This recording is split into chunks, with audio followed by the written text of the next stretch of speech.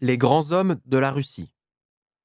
À toutes les époques, la Russie était connue pour ses poètes, écrivains, dramaturges, peintres, acteurs, compositeurs, savants et philosophes. Si on se souvient des grands hommes de la Russie, le nom de Mikhail Vassilievitch Lomonosov vient souvent à l'esprit avant tous les autres.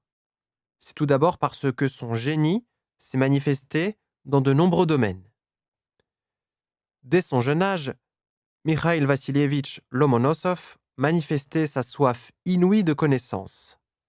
Après de longues études à Moscou, puis à Saint-Pétersbourg, après les stages à l'étranger, le jeune savant revient à Saint-Pétersbourg et commence une lutte très rude contre la routine dans la science. En 1748, il voit son rêve réalisé. La première pierre du laboratoire de chimie est posée. C'est dans ce laboratoire que le savant crée ses mosaïques de verre colorés.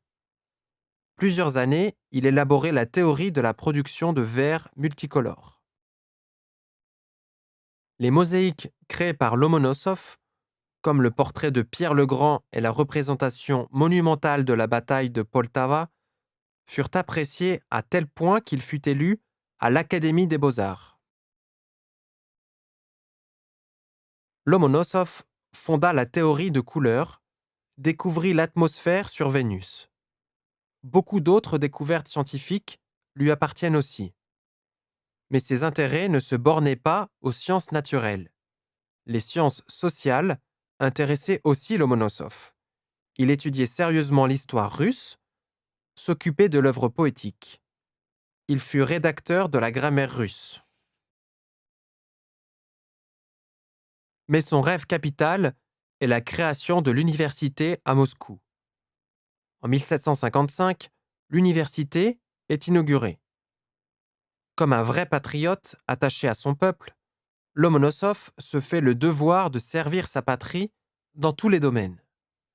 Ses capacités extraordinaires et son assiduité lui permettent d'être à la fois savant, professeur, historien, grammairien, poète, auteur tragique, orateur et aussi académicien. La science a immortalisé son nom. La loi de conservation de la masse, formulée par lui en 1756, porte le nom de loi de Lomonosov. Ses recherches dans le domaine des sciences exactes, mathématiques, physique, chimie, géologie, géographie, aussi que dans la littérature et la grammaire russe, font son activité scientifique inégalée. Il est impossible de citer toutes ses publications. Il y en a un grand nombre. Mikhail Lomonosov est mort en 1765 à l'âge de 54 ans. Il est enterré au cimetière du monastère Alexandre Nevski à Saint-Pétersbourg. De nos jours, beaucoup de gens viennent rendre hommage à la tombe du savant, dont l'apport à la science russe est immense. En parlant de grands hommes russes, il est important de mentionner encore un personnage incontournable. Notre tout, c'est Pouchkine. Les Russes disent, non sans raison, Pouchkine est notre tout. Le soleil de la poésie russe, Alexandre Sergueïevitch Pouchkine, est un grand génie national, le créateur des œuvres poétiques, de la beauté inégalée et de la perfection. Élevé sur le classicisme français du XVIIe siècle et sur la littérature civilisatrice du XVIIIe siècle, Pouchkine, au début de sa voie créatrice, a passé par l'influence de la poésie romantique.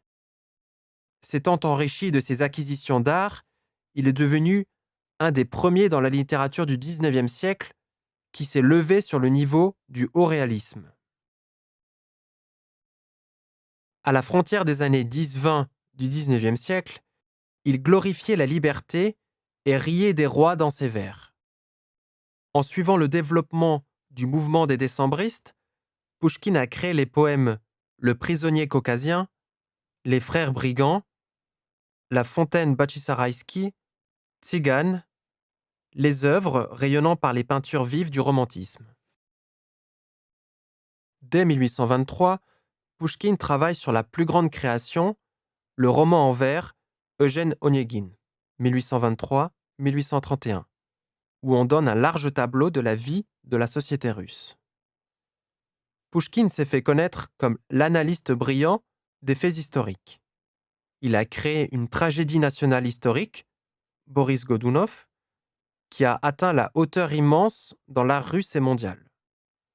Dans les romans Doubrovski et La fille du capitaine, Pouchkine touche le sujet de l'insurrection de Pougatchev.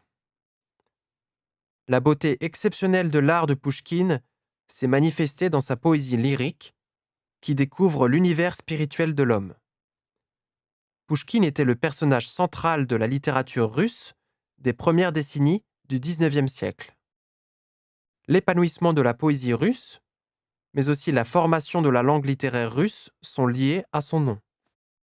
On voudrait citer la phrase de Vladimir Veidle pour illustrer le rôle de Pouchkine dans la culture russe. Parmi les grandes figures des lettres européennes, aucune ne paraît aussi imprécise, aussi peu saisissable aux étrangers, ni aucune aussi proche, aussi immédiatement présente et amie à ses compatriotes. L'amour de Pouchkine chez les Russes a quelque chose d'intime et de chaudement personnel.